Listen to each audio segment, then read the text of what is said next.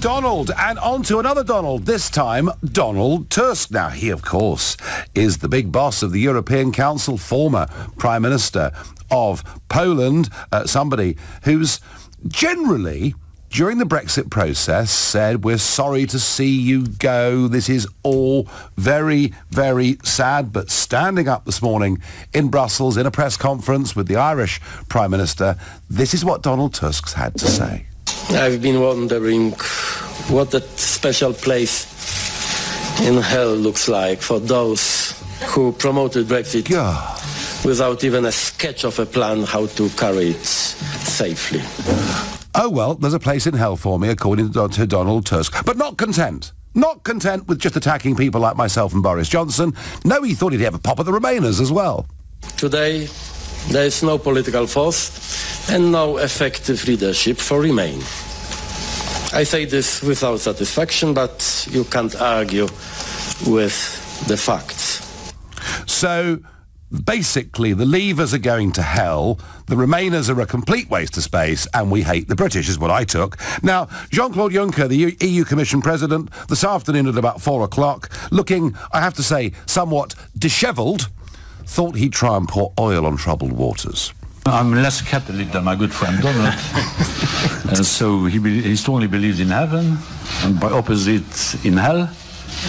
I believe in heaven, and I have never seen the hell apart during the time I was doing my job here. It's a hell. Well, I just don't know what Juncker thought he was doing. I tell you what, we'll take Juncker out of the equation. But I've shown you what Tusk has said. What about this, though?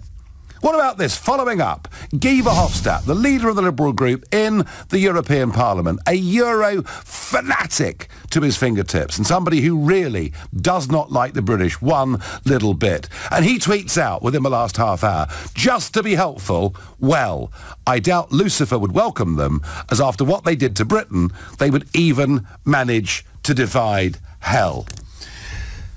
So what's going on here? What is really happening here? It is a pattern that we've seen ever since the Brexit vote. It is arrogant, rude, out of touch, Brussels bureaucrats and politicians basically being abusive about 17.4 million people. But not content with that, today it would appear that Mr. Tusk has even been quite rude about the 16.8 million, or at least the leaders that voted to remain. And for Verhofstadt to double it up like that, do they not realise that we loathe being abused? We can't stand our leaders being talked down to. And least of all, actually, we feel, all of us on the Leave side, that comments like Verhofstadt are personal to us. But they're not just rude and arrogant, they're also now scared. Remember, I spoke in the European Parliament last Wednesday. That speech has now had 6.7 million views on YouTube, and you can find it on lbc.co.uk if you haven't had a chance to catch up with it. And what I said after that was, when I said you are driving British public opinion towards a WTO exit because of your behaviour, I could actually see genuinely the fear on their faces. These people are now scared. On the one hand, they think they've got Mrs May trapped, because she can't get out of the backstop, and they've made that perfectly clear. She's made a huge mistake. They like her being trapped because they think that will lead to an extension of Article 50, so they can then say to their electorates in May and the European elections, look at these silly islanders and what they did, don't make the same mistake. But something that's really worrying them is, over the course of the last few weeks, the amount of work that's been going on between our civil service and our authorities and those in Brussels has been extraordinary, particularly in the areas of financial services in terms of banking, money, securities transactions.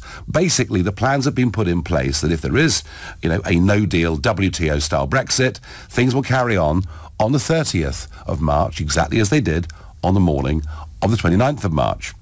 And I think they're now getting scared in Brussels that we might, despite what Parliament says at the moment, they're getting scared we might leave with, as they put it, no deal. And they're scared because the pressure is now coming on them from German industry and French industry and Italian industry.